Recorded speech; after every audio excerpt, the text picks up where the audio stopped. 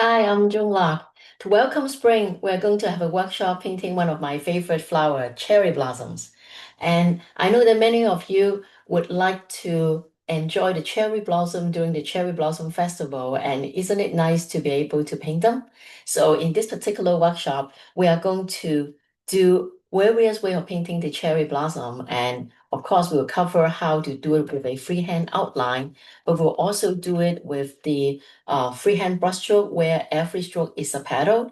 And we'll also cover how to do the leaves, how to do the stem, and also we'll cover what's the difference between cherry blossom, plum blossom, and peach blossoms.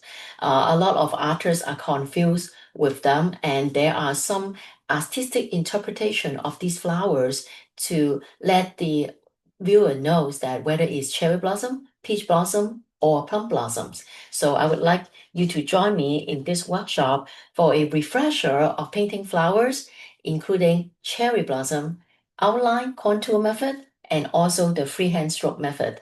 I hope to see you in this workshop to welcome spring. Thank you.